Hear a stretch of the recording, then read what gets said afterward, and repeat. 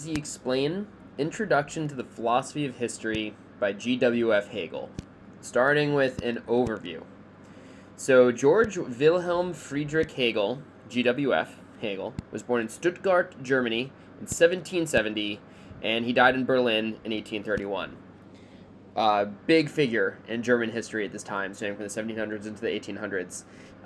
So much so that he became a name synonymous with the German idealism of this time. He developed a very systematic philosophy, and it stands apart from most other systems that came about in this post-Kantian era of German philosophy. Hegel was very well known even at his time. He was very successful, very popular professor. Wrote a lot. Not all of it accessible, not all of it actually easy to read and digest, but perhaps the easiest to grasp is his Introduction to the Philosophy of History, which was first published in 1822. And in this work, he's proposing a radically new way to view history, the world history, as we'll see as we work our way through this. But first, before we get into it, just want to set the groundwork, just want to provide some heads up on some key concepts that Hegel is crafting here that might not be exactly what you'd expect based on the words that he uses. So first of all, his idea of worlds or world outlooks, based on the translation you're working with, and he has three of them, and they kind of track how the world has changed and shifted through history, through time. The first one is what he calls the Oriental world, or the Oriental world outlook. And by this, he largely means the ancient civilizations, like ancient Egypt, ancient China, like very ancient, right? Like 10,000 years ago ancient. And he describes these, he sets these apart as really being only one person in these worlds was free. That was the monarch, right? So think of like the pharaoh or the lording, warring ruler of the time.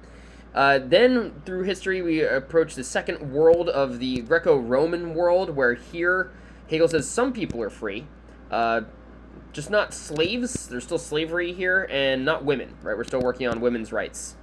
But finally, we come to the Germanic world, right? Very fitting for Hegel to just name the modern world after his country. But essentially, he means Christian Europe. And here he's making the argument that all are free, or at least have the potential to become free. Looking at these people, there's another key term, a key concept for Hegel. They're known as world historical individuals. And these people are the major actors and movers of the world. Big example he uses, think of Napoleon. If you just keep Napoleon in mind, you'll kind of get this, right? Just someone who takes charge and changes the world for better or for worse. They're shifting it in one way or the other. They are actually affecting world history. These people, these world historical individuals, are used by Geist. The spirit, we'll get into that a little bit more later. They're used up by this force, this presence, and they're discarded, right? They're a means to an end in terms of the Geist. Not very Kantian. Next, the reason, or the idea, or the ideal for Hegel. This is a very metaphysical concept. Reason is like this force that manifests itself in the world. It is realizing itself in the world, and its self-consciousness is freedom, right? Reason has to realize itself, it has to find itself, and in doing so, it is manifesting freedom. Really big, really dense idea. We'll get into that as we go through the chapters. Here we are on Geist. That's the German term, and it's usually translated in a number of ways, sometimes as spirit, sometimes as world spirit.